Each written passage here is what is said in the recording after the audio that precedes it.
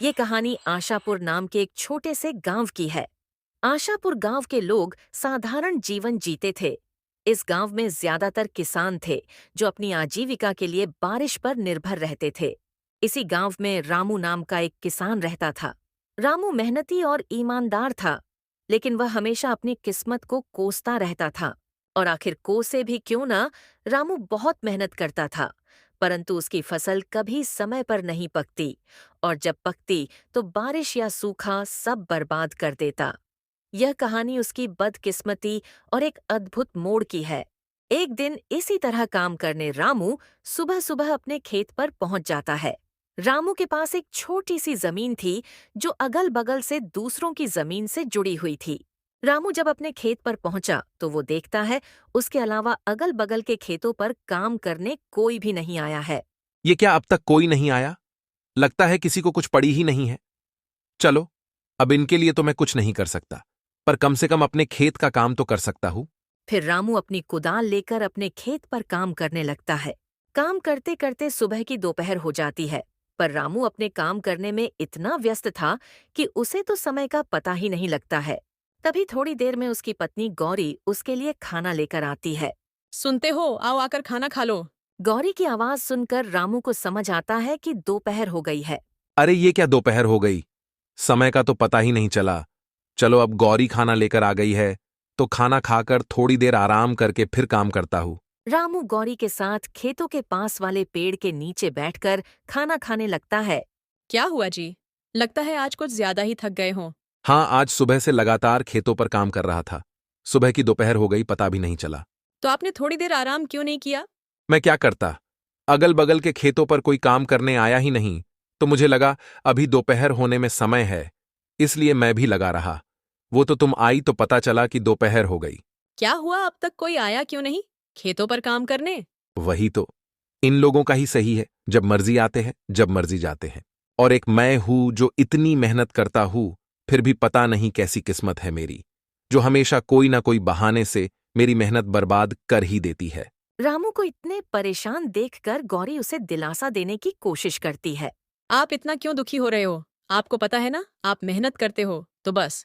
किस्मत को क्या कोसना? आज आपकी किस्मत साथ नहीं दे रही है, पर क्या पता कल आपकी किस्मत आपका साथ देने लगे। हाँ गौरी, पर ये कल कब आएगा? कब मेरी किस्मत मेरा साथ देने लगेगी? मैं जब सोचता हूं कि इस बार कोई परेशानी नहीं होगी, तो फिर कहीं ना कहीं से कोई ना कोई परेशानी आ ही जाती है। कभी कभी तो मुझे लगता है कि विधाता को भी मुझे परेशान करने मजा आता है। आप निराश मत होइए। देखिए, आप बस अपने मेहनत पर ध्यान दीजिए। मुझे पूरा भरोसा है कि आज नहीं तो कल आप खुद मुझे कहेंगे कि लगता है किस्मत मेरा साथ दे रही है। देखते हैं गौरी, ये समय कब आता है। रामू को खाना खिलाकर गौरी वहां से चली जाती है और रामू फिर से अपने खेत में काम करने लगता है। रामू अपने खेत में काम कर ही रहा होता है, तभी वहां बगल वाले खेत का मालिक हरि आता है। रामू को काम करता देख हरि उसे आवाज लगाता है। और रामू भाई, क्या हाल है? लगता है आज कुछ जल्दी ही आ गए थे खेत पर काम करने। जल्दी? जल्दी कैसी हरी भाई, दोपहर हो चुकी है।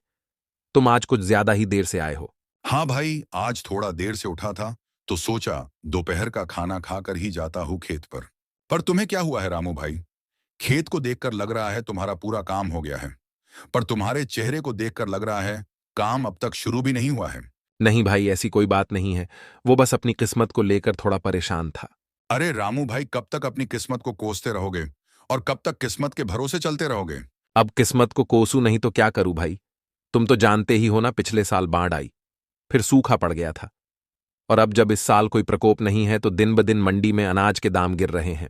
भाई मुझे एक बात बताओ, हम दोनों के खेत एक दूसरे के अगल बगल में हैं, यानी तुम्हारे खेत में जो आफत आई होगी वही मेरे यहां भी हुआ होगा, पर मैं तो नहीं कोस रहा अपनी किस्मत को। हाँ, मैं भी मानता हूं कि किस्मत का साथ बहुत जरूरी होता है, पर सुनो भाई, मेहनत का फल जरूर मिलता है। कभी कभी हमें किस्मत को बदलने के लिए खुद कदम उठाने पड़ते हैं। मैं कुछ समझा नहीं भाई, जरा विस्तार से बताओ। रामू भाई, तुम खेती के अलावा क्या करते हो? रामू हरि का ये प्रश्न सुनकर थोड़ा चौंक जाता है। उसे लगा कि शायद हरि के पास कोई ऐसी बात है जो उसकी समस्या का समाधान कर सकती है। हरी भाई, मेरे पास खेती के अलावा और कोई काम नहीं है। मेरे पिता और दादा भी यही करते थे। पहले दादा की जमीन पिताजी को मिली थी, और अब मुझे, तो हम हमेशा से अपनी जमीन पर ही निर्भर रहे हैं। देखो भाई, वो पहले का समय था जब खेती किसानी से तुम अपना और अपने घर वालों का पालन पोषण कर सकते थे, पर अब तुम्हें उसके अलावा भी कुछ करना पड़ेगा। हरी भाई, खेती के अलावा क्या करूं? भाई मैं तुम्हें बताऊंगा, नहीं दिखाऊंगा। पहले तुम फटाफट से अपना सारा काम निपटा लो और मैं मेरे खेत का काम कर लेता हूँ। फिर मैं तुम्हें मेरे साथ अपने घर ले जाता हूँ। ठीक है भाई, मैं अभी अपने खेत का काम निपटा लेता हूँ। फिर दोनों जान अपने अपने खेतों में काम करने लगते हैं। रामू ने अपने खेत का काम सुबह जल्दी आकर शुरू किया था, इसीलिए उसका काम जल्दी हो जाता है। रामू अपने खेत का काम करके हरी के खेत के पास जाकर खड़ा हो जाता है और हरी को काम करता देख मन ही मन सोचता है।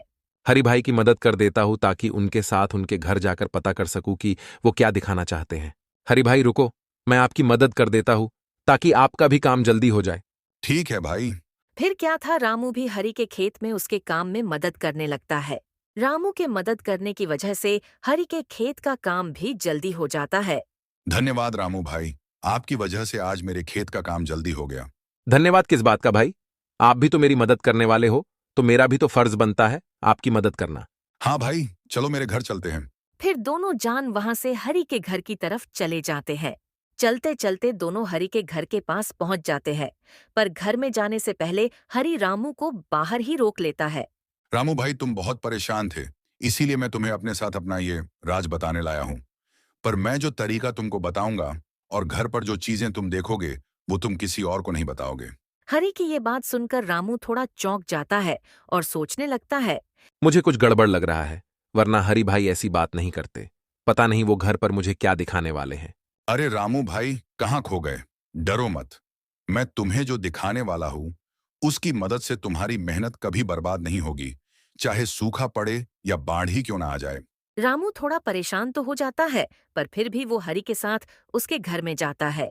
रामू हरी की बातों से थोड़ा परेशान तो था, परंतु हरी के घर के अंदर का साजो सामान देखकर रामू की परेशानी और बढ़ जाती है।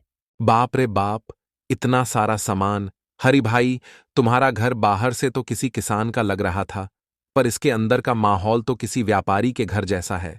भाई अभी तो कुछ नहीं है, मैं तुम्हें जो दिखाने वाला हूँ उसे देखकर तो तुम्हारे होश उड़ जाएंगे।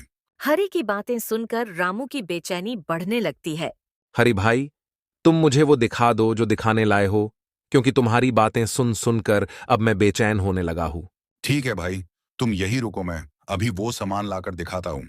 हरी वहां से अपने दूसरे कमरे में चला जाता है और रामू उसका वहीं रुककर इंतजार करने लगता है। थोड़ी देर में हरी अपने साथ एक गोनी लेकर आता है। हरी भाई, ये क्या लाए हो अपने साथ? भाई इसी में तो है वो चीज जो तुम्हारी हर समस्या को दूर कर देगी।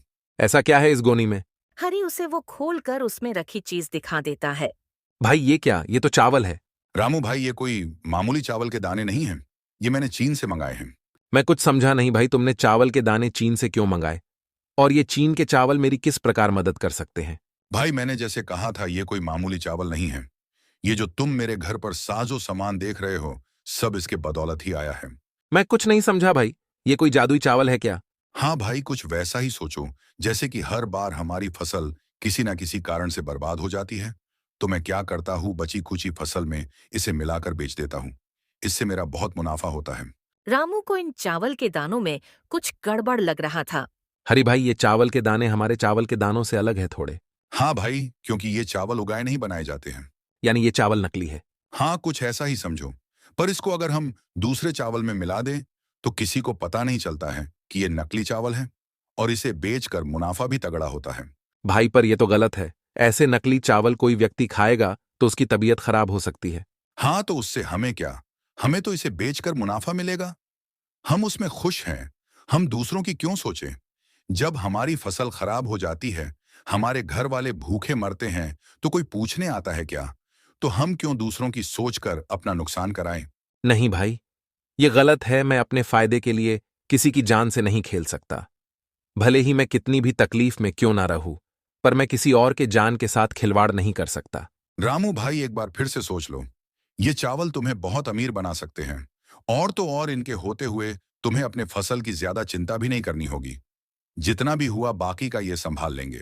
नहीं भाई, ये काम मुझसे नहीं हो सकता है, चाहे कितना भी फायदा क्यों ना हो। ठीक है भाई, जैसा तुमको सही लगे। हाँ भाई, चलो फिर मैं चलता हूं। रामू हरि के घर से निकल जाता है। रामू फिर से परेशान होकर अपने घर की तरफ चल पड़ता है। चलते चलते रामू परेशान हालत में एक पेड़ के नीचे आकर बैठ जाता है। अब क्या करूं मैं? अपने नसीब को कोसूं या नहीं? कुछ देर पहले तक लग रहा था कि मुझे कोई नई राह मिल जाएगी जो मेरी किस्मत को बदल देगी, पर आखिर हुआ वही, फिर मेरी किस्मत दगा दे गई। अब मैं क्या करूं? आखिर कब तक इस किस्मत को कोस के काम होगा मेरा? रामू परेशान होकर पेड़ के नीचे अपने आप से बात कर रहा होता है। तभी वहां पास से एक साधु बाबा गुजर रहे होते हैं और रामू को इतने परेशान देखकर बाबा उसके पास चले जाते हैं। क्या हुआ बेटा? इतने परेशान क्यों हो? कोई तकलीफ है क्या? रामू बाबा को देखकर चौंक जाता है। नहीं बाबा, कोई परेशानी नहीं है। देखो बेटा, मुझसे छुपाकर क्या करोगे? तुम्हारी शक्ल बता रही है कि तुम बहुत परेशान हो। कोई तकलीफ है तो मुझे बताओ, शायद मैं तुम्हारी कोई मदद कर सकूं। बाबा की ये बात सुनकर रामू सोचने लगता है। इतना तो परेशान हूं और अब कोई रास्ता तो नजर नहीं आ रहा है। एक बार बाबा से बात करके देखता हूं, शायद वो कोई उपाय बता दे। क्या सोच रहे हो बेटा? बोलो, क्या परेशानी है? एक परेशानी तो है बाबा। मैं मेरी किस्मत से परेशान हूं। मुझे ऐसा लगता है वो मेरा साथ कभी नहीं देती है। क्यों बेटा, तुम्हें ऐसा क्यों लगता है? बाबा, मैं एक मामूली किसान हूं जिसका सारा संसार खेती बाड़ी पर निर्भर है, और मैं पूरी ईमानदारी से अपने खेत पर काम करता हूं। पर मेरी किस्मत कभी साथ नहीं देती है। कभी बारिश मेरी फसल खराब कर देती है, कभी सूखा पड़ जाता है, और किसी साल फसल बच गई तो उस साल मंडी में फसल की दाम कम हो जाती है। बेटा, तो तुम किसानी के अलावा कुछ करने की क्यों नहीं सोचते हो? बाबा, मेरे पुश्ते किसानी ही करते आ रही है, और फिर मैं किसानी कैसे छोड़ दूं? और किसानी छोड़ना तो कोई तरीका नहीं है ना बाबा। इसी तरह अगर हर किसान परेशान होकर किसानी छोड़ दे तो लोग तो भूखे मर जाएंगे। हाँ बेटा, यही तो सोचकर तुम्हें और मेहनत करनी होगी। बाबा, मैं मेहनत करने से पीछे नहीं हटता, पर आखिर मेरा भी घर परिवार है। मुझे मेरे अलावा उनका भी देख सोचकर चलना पड़ता है। बेटा, तो जिस तरह तुम परेशान हो, उसी तरह तुम्हारे साथ वाले किसान भी तो परेशान होंगे ना? तो तुम सारे मिलकर कोई उपाय ढूंढो। शायद सारे लोग मिलकर कुछ सोचे तो तुम सभी की समस्या दूर हो जाए। बाबा, मेरे अगल बगल वाले में से तो कुछ ने दूसरा रास्ता चुन भी लिया है, खेती से पैसे बनाने का। बेटा, तो तुम उनसे पूछो और उनका तरीका अपना कर देखो, शायद तुम्हारा भी काम बन जाए। नहीं बाबा, मैं वो रास्ता नहीं चुन सकता। मुझे वो सही नहीं लगा। क्यों बेटा? ऐसा क्या कर रहे हैं वो जो तुम्हें सही नहीं लग रहा है? बाबा की ये बात सुन रामू सोचता है। अब क्या करूं? बाबा को हरी भाई वाली बात बता दूं? किस तरह वो लोगों की जान के साथ खिलवाड़ कर रहे हैं? बता देता हूं, पर हरी भाई का नाम नहीं लूंगा, क्योंकि आखिर वो मेरी मदद करने की कोशिश ही कर रहे थे। हाँ बाबा, मेरे जान पहचान में एक किसान भाई बहुत गलत काम कर रहे हैं। क्या गलत कर रहे हैं, जरा मुझे भी बताना तो। बाबा, आज मैं सुबह उनसे मिला था और आपकी तरह मुझे परेशान देखकर उन्होंने भी मेरी मदद करने की सोची। उनकी भी खेती का काम है जो हर साल मेरे तरह कुछ ना कुछ कारणों से खराब हो जाती थी, तो उन्होंने एक नया उपाय सोच लिया है बचे कुचे अनाज के साथ पैसे कमाने का। ऐसा क्या करते हैं बेटा वो बचे हुए अनाज से? बाबा, उन्होंने चीन से चावल मंगा लिया है और वो उन्हें अपने बचे हुए चावल के दानों में मिला देते हैं, जिसे बेचकर वो बहुत पैसे कमा रहे हैं। हाँ, तो बेटा इसमें क्या गलत है? तुम भी चीन से मंगा लो और उनके ही तरह बेचो। नहीं बाबा, आप शायद समझे नहीं। वो चावल जो चीन से मंगाते हैं वो मामूली चावल नहीं है, क्योंकि उन्हें उगाया नहीं बनाया जाता है। रामू की ये बात सुनकर बाबा चौंक जाते हैं। क्या कहा बेटा? चावल जिन्हें उगाया नहीं बनाया गया है, यानी वो नकली चावल है? हाँ बाबा, वो चावल नकली होते हैं, और उन्हें अगर अपने चावल के दानों में मिला दो तो पता ही नहीं चलता कि नकली कौन सा है और असली कौन सा। बेटा, पर ये नकली चावल तो लोगों की जान ले सकते हैं ना? हाँ बाबा, इसीलिए तो मैंने वो रास्ता नहीं चुना, क्योंकि मैं अपने फायदे के लिए किसी की जान नहीं ले सकता, भले ही इसके लिए मुझे और कितना भी परेशान क्यों ना होना पड़े। वाह बेटा, क्या खूब बात कही तुमने। तुमने अच्छा किया वो रास्ता नहीं चुनकर, क्योंकि अभी तो तुम्हें शायद फायदा हो भी जाता, पर बाद में तुम्हें तुम्हारी गलतियों पर पछताना पड़ता। हाँ बाबा, मेरा भी परिवार है। अगर मैं ये गलत काम करूंगा तो कल मेरे परिवार के साथ भी कुछ गलत हो सकता है। हाँ बेटा, हमारी गलतियों की सजा कभी कभी हमारे परिजनों को भी भुगतनी पड़ती है। बाबा, अब आप ही बताइए, आखिर मैं क्या करूं? मेरी किस्मत के तारे में कैसे सुधारूं? आखिर मेरा भी परिवार है, मुझे उनका भी तो सोचना पड़ेगा बाबा। बेटा, तुम मेरा एक काम करो, तो मैं तुम्हें इस समस्या से बाहर निकलने में मदद करूंगा। बोलिए बाबा, मैं क्या करूं? मैं आपके सारे काम करने तैयार हूं, बस आप मुझे इस समस्या से बाहर निकालिए। बेटा, तुम्हें कुछ ज्यादा नहीं करना है। तुमने कहा ना, तुम्हारा भी परिवार है, तो तुम्हें बस उनसे जाके ये चीन के चावल वाली बात बतानी है, क्योंकि तुमने अपना सोचकर मना कर दिया। पर क्या तुमने अपने परिवार वालों से पूछा इस बारे में? नहीं बाबा, नहीं पूछा किसी से भी। तो एक बार उनसे पूछकर देखो, उनका इस बारे में क्या कहना है। फिर कल सुबह तुम मुझे यही मिलना, मैं तुम्हारा इंतजार करूंगा। ठीक है बाबा, मैं मेरी पत्नी से इस बारे में बात करके आपको कल सुबह यहीं मिलता हूं। फिर क्या था, रामू वहां से अपने घर के लिए निकल जाता है। रामू घर पहुंचते ही सबसे पहले अपनी पत्नी गौरी को आवाज लगाकर बुलाता है। गौरी, मैं खेत से आ गया हूं, जरा यहां आना, तो तुमसे एक जरूरी बात करनी है। रामू की आवाज सुन गौरी वहां आती है। हाँ बोलिए, आपने मुझे बुलाया? हाँ, मुझे तुमसे कुछ जरूरी बात करनी थी। बोलिए, क्या बात करनी है? गौरी, तुम तो जानती हो, हमारी खेती से कुछ समय से हमें कोई मदद नहीं मिल रही है। हाँ, आज दोपहर को तो आप बता रहे थे, वही ना? हाँ गौरी, वही। पर आज तुम्हारे जाने के बाद मेरे साथ एक घटना हुई, जिसके बारे में मुझे तुम्हें बताना है। आज जब तुम चली गई, तुम्हारे जाने के बाद वहां मेरे एक किसान भाई आए और मुझे परेशान देख उन्होंने मुझे मेरे परेशान होने का कारण पूछा।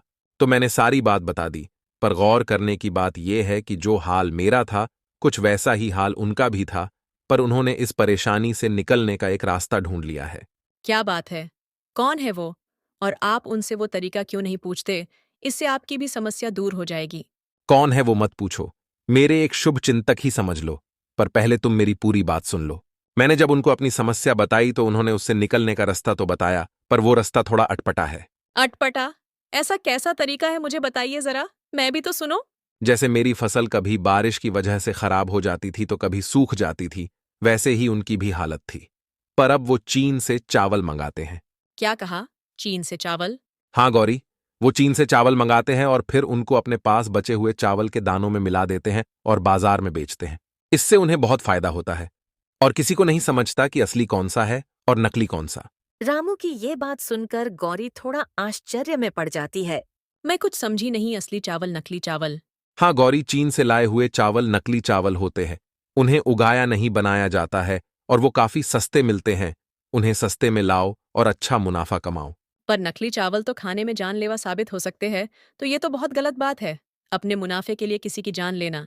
हाँ, मुझे भी ये गलत लगा तो सोचा एक बार तुम्हारी भी राय लेकर देख लेता हूँ, क्योंकि मेरी इस परेशानी से तुम भी तो परेशान हो और सिर्फ मेरे मना करने से अच्छा है एक बार तुम्हारी भी राय लेना मुझे सही लगा। नहीं जी, हम एक बार के लिए भूखे सो जाएंगे, पर किसी के साथ ऐसा धोखा करके पैसे कमाना बहुत गलत होगा। आज हम चैन से सो जाएंगे, पर कल उन गलतियों का भुगतान हमें किसी न किसी तरह चुकाना ही पड़ेगा। गौरी की ऐसी बातें सुनकर रामू बहुत भावुक हो जाता है। वाह गौरी, मुझे आज तुम पर बहुत नाज हो रहा है, क्योंकि तुम भी बिल्कुल मेरी तरह सोच रही हो। चलिए ये सब बातें छोड़िए, इन गलत बातों को अपने ऊपर हावी मत होने देना। आप और मेहनत कीजिए, देखना बहुत जल्द आपको कामयाबी मिलेगी। फिर क्या था, गौरी की ऐसी बातों ने रामू का हौसला और बढ़ा दिया था। फिर अगली सुबह रामू बाबा से मिलने अपने घर से निकलता है। रामू जब वहां पहुंचता है तो बाबा वहां नहीं होते हैं और बाबा को वहां नहीं पाकर वो थोड़ा मायूस हो जाता है। ये क्या, बाबा तो यहाँ नहीं है? अब क्या, कहाँ से मिलेगा मुझे मेरी परेशानी का हल? रामू अभी अपने आप से बातें कर ही रहा होता है, तभी बाबा अचानक से प्रकट हो जाते हैं। आ गए बेटा तुम। बाबा को अचानक से प्रकट होता देखकर रामू थोड़ा डर जाता है और अपने मन में सोचने लगता है। बाप रे बाप, ये तो कोई मायावी बाबा लग रहे हैं। अभी के लिए मेरा यहाँ से निकलना ही सही रहेगा। अरे बच्चा, डरो मत। ये तो मेरी एक छोटी सी शक्ति है, मैं कोई मायावी नहीं हूं। नहीं बाबा, मैं डरा नहीं था, बस थोड़ा चौंक गया था। बोलो बेटा, क्या तुमने वो काम किया जो मैंने तुमसे कहा था? हाँ बाबा, मैंने मेरे पत्नी से उन चीन के चावल के बारे में बात की और उसे ये भी बताया कि इनसे हमें बहुत फायदा होगा। पर उसकी सोच पूरी मेरी तरह है, उसने भी ये गलत काम करने से मना कर दिया। उसने तो ये तक कहा कि हम एक समय पर भूखे रह सकते हैं, पर किसी के साथ इस तरह धोखा करके पैसे नहीं कमा सकते। रामू की ये सारी बातें सुनकर बाबा बहुत प्रसन्न होते हैं। ये तो बहुत अच्छी बात है बेटा कि तुम्हारी घरवाली की सोच बिल्कुल तुम्हारी तरह है। बाबा, अब आप मुझे कोई तरीका बताइए जिससे मेरी समस्याएं दूर हो सकें। हाँ बेटा, रुको, मैं तुम्हारे लिए कुछ लाया हूं जिससे तुम्हारी सारी समस्याएं दूर हो जाएंगी। बाबा फिर उसे एक पोटली देते हैं। बाबा, इस पोटली में क्या है? बेटा, इस पोटली में जादुई मिट्टी है। तुम बस इस मिट्टी को ले जाकर अपने खेत में छिड़क देना और फिर उसके बाद अपने अनाज के बीजों को छिड़क देना। फिर कमाल देखना। पर एक बात याद रखना, मिट्टी कम कम छिड़कना, और जब पोटली की मिट्टी खत्म होने वाली हो तो अपने खेत की मिट्टी इसमें मिला देना। इस पोटली को कभी खाली मत होने देना। ठीक है बाबा, मैं आपकी सारी बातों को याद रखूंगा। ठीक है तो बाबा, मैं चलता हूँ। रामू फटाफट से जाकर अपने खेत में मिट्टी छिड़क देता है। चलो, अब मिट्टी तो छिड़क दिया, अब फटाफट से बीजों को भी छिड़क देता हूँ। रामू सारे खेत में जल्दी जल्दी बीज छिड़क देता है। चलो, बाबा के कहे अनुसार मिट्टी भी छिड़क दी और बीज भी। चलो, अब घर चलता हूँ। कल सुबह जल्दी आकर एक बार खेत का जायजा ले लूंगा और जादुई मिट्टी का कमाल भी देख लूंगा। फिर अगली सुबह रामू सुबह सुबह अपने खेत पर पहुंच जाता है और अपने खेत की हालत देखकर चौंक जाता है। उसका खेत पूरा हरा भरा हो चुका था। उसे अपने आंखों पर यकीन नहीं हो रहा था। आखिर बाबा की बात सही हो गई। अब इस जादुई मिट्टी से मेरी सारी परेशानियां दूर हो जाएंगी और आखिर गौरी की बात भी सही हो गई। अब किस्मत भी मेरा साथ देगी। दोस्तों, इस तरह रामू और गौरी के नेक दिली ने उनकी बदकिस्मती को बदल दिया और अब उन्हें अपने किस्मत को नहीं कोसना पड़ेगा। सालों पहले की बात है। भारत के एक छोटे से राज्य में रामपुर नामक एक छोटा सा गांव था। रामपुर नामक गांव में किशन नामक एक गरीब किसान रहता था। वह स्वभाव से बिल्कुल सीधा और सबकी मदद करने वाला इंसान था, परंतु इतनी मेहनत करने पर भी उसके घर का गुजर बसर भी बहुत मुश्किल से चल पाता था। किशन के घर में उसकी पत्नी और 2 बच्चे थे। अपने इस गरीबी भरे हालात को देखकर किशन ने अपनी पत्नी से कहा, मैं दिन रात इतनी मेहनत करता हूं, फिर भी हम लोग रूखा सूखा ही खा पाते हैं। परंतु तुम्हें क्या लगता है, हमारे पास कभी इतने पैसे होंगे कि हम लोग अच्छा खाना पीना खा सकेंगे और आराम की जिंदगी जी सकेंगे? किशन को इतनी हताश हालत में देखकर किशन की पत्नी को बहुत बुरा लगता है। किशन को हौसला देने के लिए वो किशन से कहती हैं, आप इतना निराश क्यों हो रहे हो? आप अपना काम ईमानदारी और मेहनत से करते रहिए। भगवान हमें इसका फल जरूर देंगे और हर चीज सही समय पर ही मिलती है। आपने कभी किसी का बुरा नहीं किया, बल्कि जो भी आपसे मदद मांगता है, आप तुरंत उसकी मदद करते हैं। भगवान आपको इसके बदले में अच्छा फल जरूर देंगे। किशन की पत्नी इसी तरह की बातें करके किशन को दिलासा दिया करती थी। किशन का एक बड़ा भाई अर्जुन भी इसी गांव में रहता था। दोनों भाइयों ने पिता की मृत्यु के बाद आधी आधी जमीन ले ली थी। अर्जुन एक चालाक व्यक्ति था। उसने चालाकी से अच्छी और उपजाऊ जमीन ले ली थी और बेकार जमीन किशन को दे दी। अर्जुन को अपनी जमीन से पैदा हुई फसल का अच्छा मुनाफा होता था। अर्जुन कभी भी अपने छोटे भाई की मदद नहीं किया करता था। इसके बावजूद भी किशन ने कभी भी इसके बारे में शिकायत नहीं की। किशन अपने खेतों में खूब मेहनत करता। एक दिन सुबह सुबह खेत पर जाने से पहले किशन ने अपने पत्नी से कहा, मैं खेतों पर जमीन जोतने जा रहा हूं। आज दिन भर वहीं रहूंगा। शाम तक ही काम पूरा हो पाएगा। तुम अपना ध्यान रखना और समय पर खाना खा लेना और बच्चों को भी खिला पिला देना, ठीक है? परंतु क्या आप खाना खाने के लिए भी घर नहीं आएंगे?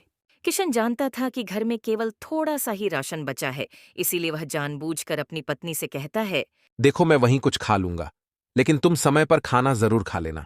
किशन खेतों की तरफ जा रहा था, तभी अर्जुन ने पीछे से उसे आवाज लगाई। अरे किशन, सुनो तो जरा। अरे अर्जुन भैया, आप? किशन, देखो, मुझे तुम्हारी भाभी को लेकर शहर के डॉक्टर को दिखाने जाना है। यदि आज तुम मेरी जमीन की जुताई कर दो तो बड़ी मेहरबानी होगी। यह सुनते ही किशन सोच में पड़ जाता है। अर्जुन भैया, पर आज तो मुझे अपने खेतों की भी जुताई करनी है। अर्जुन बहुत ही चालाक व्यक्ति था। वह बातें बनाकर किशन को अपनी बातों में फंसा लेता है। अरे भाई, आज मेरे खेतों में जुताई होना बहुत जरूरी है और तुम्हारी भाभी को शहर के डॉक्टर के पास ले जाना भी बहुत जरूरी है। ये काम इतना जरूरी नहीं होता तो फिर मैं तुमसे नहीं कहता, लेकिन तुम्हारे सिवा मेरा है ही कौन? किशन अपने भाई की भावुक बातों में आ जाता है और कहता है, ये तो बिल्कुल ठीक बात है। जब एक भाई दूसरे भाई के काम नहीं आएगा तो भला कौन आएगा? अर्जुन भैया, आप चिंता ना करें। मैं आज पहले आपकी जमीन पर जुताई करूंगा, उसके बाद मैं अपने खेतों में जुताई कर लूंगा। आप भाभी को लेकर डॉक्टर के पास चले जाएं। धन्यवाद किशन। तुमने तो मेरी बहुत बड़ी समस्या हल कर दी। तुम शाम तक मेरे खेतों की जुताई जरूर कर देना, ठीक है ना? मैं शाम तक वापस आ जाऊंगा। इस तरह से अपनी बातों में फंसाकर अर्जुन किशन को अपने खेतों की जुताई में लगा देता है और फिर अपने काम से निकल जाता है। किशन पूरा दिन मेहनत करके अर्जुन की जमीन जोत देता है। शाम को अर्जुन जब खेत देखने आता है तो सारे खेत की जुताई हुआ देख मन ही मन खुश होता है। अर्जुन मन ही मन में बुदबुदाता है। कितना बेवकूफ है मेरा छोटा भाई। मैंने उसे अपनी बातों में फंसा लिया और उस बेवकूफ ने अपना सारा काम छोड़कर पूरा दिन मेरी जमीन को खोदने में लगा दिया। चलो मुझे क्या, मेरा तो काम हो गया। अर्जुन किशन से कहता है। अरे भाई, बहुत बहुत धन्यवाद। तुमने तो मेरी पूरी जमीन जोत दी। तुम्हारी वजह से मैं कल आराम से इसमें बीज बो सकता हूं। इसमें धन्यवाद कैसा भाई? अपने बड़े भाई की मदद करना तो मेरा फर्ज है। इस तरह थका हारा किशन अपने घर लौट आता है। किशन को थका हारा देख किशन की पत्नी ने किशन से कहा, आप हाथ मुंह धो लीजिए और पहले खाना खा लीजिए। बहुत थके हुए लग रहे हो। किशन मन ही मन सोचता है।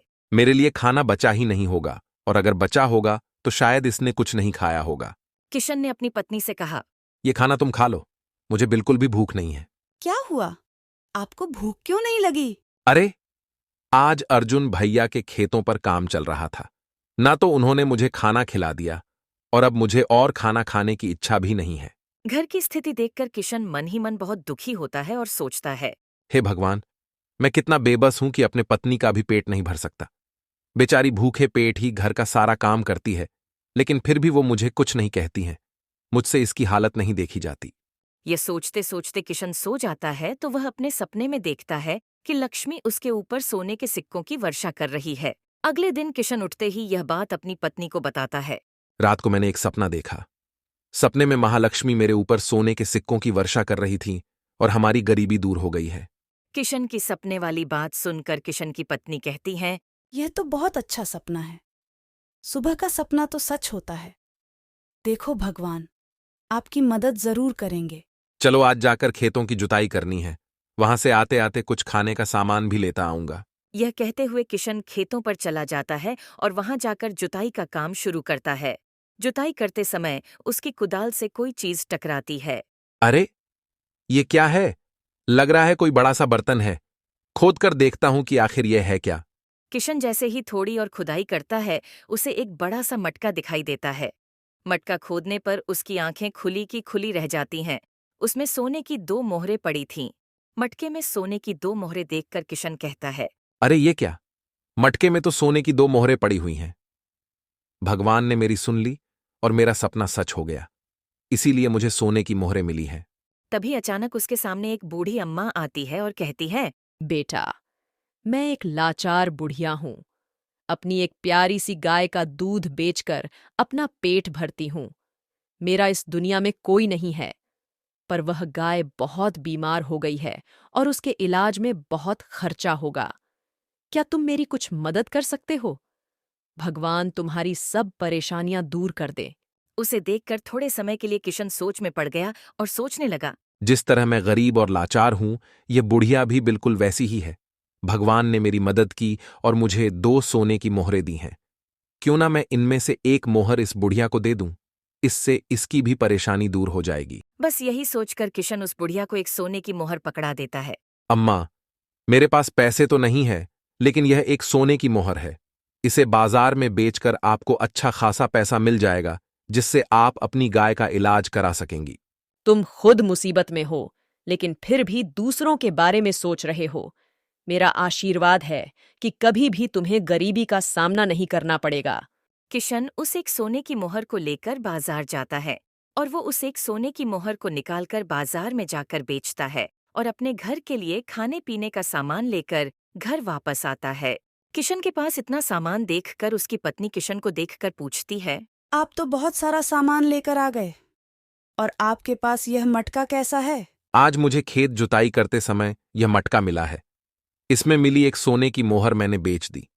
उसी से बहुत सारे पैसे मिले हैं, जिससे मैं खाने पीने का सारा सामान ले आया। किशन और उसकी पत्नी उस रात भर पेट खाना खाकर आराम से सो गए। तभी किशन को सोते सोते फिर से एक सपना दिखा, जिसमें महालक्ष्मी किशन से कहती है, किशन, मैं तुमसे बहुत खुश हूँ। तुमने मुसीबत में होते हुए भी एक लाचार बुढ़िया की मदद की। तुम्हारे पास केवल 2 ही मोहरें थीं, जिसमें से तुमने एक उसे दे दी। मैं तुम्हें आशीर्वाद देती हूँ, जो मटका तुम अपने खेत से लाए हो वह एक जादुई मटका है, जिसमें रोज़ाना सुबह एक सोने की मोहर आएगी, जिसे बेचकर तुम अपना घर चला सकोगे।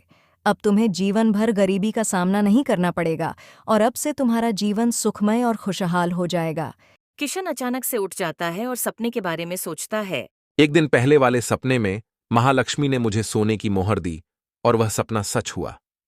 लगता है हर रोज एक सोने की मोहर वाली बात भी सच होगी। महालक्ष्मी ने मुझ पर कृपा की है। अगले दिन जैसे ही किशन मटके को देखता है तो उसमें एक सोने की मोहर आ गई थी। यह देख किशन बहुत खुश होता है और अपनी बीवी को सारी बात बताता है। किशन को इतना खुश देखकर उसकी पत्नी उससे कहती हैं, देखा, मैं ना कहती थी, समय पर सब कुछ ठीक हो जाएगा। आपने हमेशा लोगों की मदद की है, इसी का फल भगवान ने आपको दिया है। अब हमारी परेशानी और गरीबी के दिन दूर हो गए हैं। यदि हर रोज हमें एक सोने की नई मोहर मिलेगी तो हमारा घर खर्च भी अच्छा चलेगा और खेती के लिए भी बाजार से सामान आ जाया करेगा। अब आपको कोई चिंता करने की जरूरत नहीं है। इसके बाद हर रोज उस जादुई मटके में एक सोने की मोहर आती और उसे बेचकर किशन अपनी जिंदगी चलाता। अब उन दोनों की जिंदगी बहुत आराम से कट रही थी। किशन के घर इस तरह पैसे आते देख अर्जुन सोच में पड़ जाता है कि आखिर इसके पास पैसा आ कहाँ से रहा है। यह जानने के लिए अर्जुन किशन से कहता है, अरे भाई, कैसी चल रही है जिंदगी? मैंने सुना है तुमने अपने मकान की बहुत अच्छी मरम्मत करवाई है और घर में खूब सामान भी ले लिया। कहीं से लॉटरी लग गई है क्या? किशन बहुत सीधा था। वह अपने भाई को सारा सच बता देता है। भैया, मैं आपसे कहता था ना कि मेरी बीवी ने मुझसे कहा है कि भगवान हमारी ईमानदारी का फल हमें जरूर देता है। बस कुछ यही समझ लीजिए कि भगवान ने हमारी मदद की है और मुझे एक जादुई मटका दे दिया है, जिसमें रोजाना मुझे एक सोने की मोहर मिलती है। बस उसी से हमारी जिंदगी आराम से कट रही है भैया। जादुई मटके के बारे में सुनकर अर्जुन का सर चकरा जाता है और उसके मन में उस जादुई मटके को पाने का लालच आ जाता है। वह एक दिन मौका देखकर किशन के घर में घुस जाता है। उसे सामने वह जादुई मटका दिखाई देता है। जादुई मटके को देखकर अर्जुन कहता है, अरे, तो यही है वह जादुई मटका। मुझे तो इसे पाने में कुछ ज्यादा मेहनत नहीं करनी पड़ी। चलो, मेरा काम हो गया। इसे अपने घर ले जाऊंगा और रोज इसमें से एक सोने की मोहर उठाऊंगा। अर्जुन जैसे ही उस मटके को हाथ लगाता है, वह जादुई मटका वहां से गायब हो जाता है। मटके को गायब होते देख अर्जुन डर जाता है और सोचता है, अरे, ये क्या हुआ? किशन ने कहा था कि यह तो जादुई मटका है, परंतु मेरे छूते ही यह तो गायब हो गया। अब मुझे यहां से जाना होगा। किसी और दिन मौका देखकर इसे चुरा ले जाऊंगा। अर्जुन मटके को चोरी करने के इरादे से दूसरी बार किशन के घर में फिर से आता है। लेकिन जैसे ही वह फिर से उस मटके को छूता है, वह फिर से गायब हो जाता है। तभी अचानक किशन वहां आ जाता है। अरे भैया, आप यहां आना कैसा हुआ? अरे किशन भाई, मेरी मुर्गी पता नहीं कहाँ चली गई है। बस उसी को ढूंढते हुए यहां आया था। मैंने सोचा शायद पीछे के दरवाजे से तुम्हारे घर में घुस गई हो, लेकिन यहां तो नहीं मिली। अच्छा, मैं चलता हूं। किशन अपने भाई की भावना को समझ जाता है और मन ही मन में सोचता है, पक्का भाई मटका चुराने के लिए घर में घुसा है, परंतु मैं उसे कुछ नहीं कह सकता। उधर अर्जुन भी समझ जाता है कि यह मटका भाई को भगवान ने उसकी ईमानदारी के लिए दिया है। उसका जादू केवल उसी के लिए है। किशन की अच्छाई और ईमानदारी का फल भगवान ने उसे दिया है। दोस्तों, इस कहानी से हमें यह सीख मिलती है कि हम लोगों को अपने जीवन में नेकी और सच्चाई से जीवन जीना चाहिए। अगर हम मेहनत और ईमानदारी से काम करेंगे तो भगवान भी हमारी मदद जरूर करेंगे। तो दोस्तों, इस प्रकार की और शानदार कहानी देखने के लिए चैनल को जरूर से सब्सक्राइब कीजिएगा।